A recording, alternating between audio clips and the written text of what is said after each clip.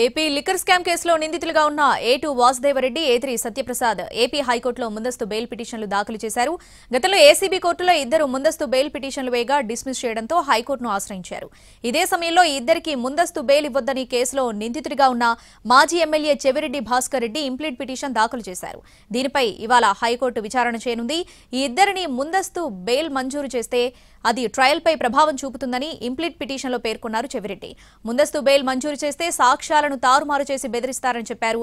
Excise శాఖలో కీలక బాధ్యతలు వ్యవహరించిన ఇద్దరిని ట్రయల్ ముగిసే వరకు కస్టడీలో ఉంచాలన్నారు చెవిరెడ్డి.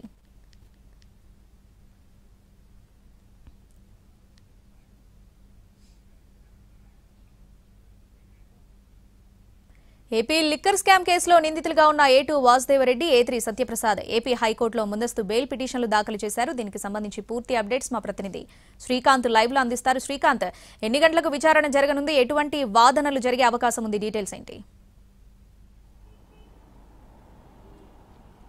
లిక్కర్ స్కామ్ కేసుకు సంబంధించి ఇదొక కీలక పరిణామంగా చెప్పుకోవచ్చు. ఎందుకంటే గత ప్రభుత్వ హయాంలో ఏపీ బెవరేజ్ కార్పొరేషన్కి ఎండీగా పనిచేసినటువంటి వాసుదేవరెడ్డి, అదేవిధంగా ఎక్సైజ్ శాఖలో స్పెషల్ ఆఫీసర్గా పనిచేసిన సత్యప్రసాద్, వీళ్ళిద్దరూ కూడా లిక్కర్ స్కామ్లో A2, A3గా ఉన్నారు. వీళ్ళిద్దరూ ఇప్పటి వరకు అరెస్ట్ కాలేదు. అయితే గతంలోనే మేము అప్రూవర్లుగా మారతాము, ముందస్తు బెయిల్ మంజూరు చేయాలని ఏసీబీ కోర్టులో వీళ్ళిద్దరూ పిటిషన్లు వేశారు. ఈ పిటిషన్ల మీద విచారణ జరిపిన ఏసీబీ కోర్టు ఆ రెండు పిటిషన్లు కూడా డిస్మిస్ చేస్తూ ఆదేశాలు ఇచ్చింది. అదే సమయంలో ఒకసారి వీళ్ళు అప్రూవల్గా మారటానికి పిటిషన్లు దాఖలు చేశారు. అవి టెక్నికల్ రీజన్స్తో రిటర్న్ అవ్వడంతో పాటు ఈ ముందస్తు బెయిల్ పిటిషన్లు కూడా డిస్మిస్ కావడంతో మరోసారి వాళ్ళు అప్రూవర్ పిటిషన్లు కూడా దాఖలు చేయలేదు. అయితే తాజాగా ఏపీ హైకోర్టులో ఇద్దరు కూడా ముందస్తు బెయిల్ మంజూరు చేయాలని చెప్పి పిటిషన్లు అయితే దాఖలు చేశారు.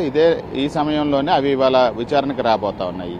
అయితే వీళ్ళిద్దరికీ ముందస్తు బెయిల్ ఇవ్వద్దని చెప్పి ఇదే కేసులో నిందితుడిగా ఉన్నటువంటి మాజీ MLA Chevireddy Bhaskar Reddy implead petition కూడా దాఖలు చేశారు. వీళ్ళిద్దరికీ బెయిల్ ఇస్తే ముందస్తు బెయిల్ ఇస్తే సాక్షుల్ని బెదిరిస్తారు, సాక్ష్యాలు తారుమారు చేస్తారు. కాబట్టి కేసు మీద విచారణ మీద ప్రభావం ఉంటుంది. కాబట్టి ఆయన వీళ్ళిద్దరికీ ముందస్తు బెయిల్ ఇవ్వద్దని కూడా ఇంప్లీట్ పిటిషన్ దాఖలు చేశారు. అది కూడా ఇవాళ విచారణకు రాబోతా ఉంది. చెవిరెడ్డి ఇంప్లీట్ పిటిషన్ ఇవాళ అనుమతిస్తారా లేదా అనేది ఇవాళ కీలకంగా మారింది. మరోవైపు వీళ్ళిద్దరు ముందస్తు బెయిల్ పిటిషన్ల మీద కూడా ఇవాళ విచారణ జరగబోతుంది. దాని మీద ఇవాళ ఆదేశాలు రాకపోయినప్పటికీ కూడా వాళ్ళు పిటిషన్లకు సంబంధించి ఏ అంశాలని వాదనల రూపంలో తెలియజేస్తారనేది కీలకంగా మారింది.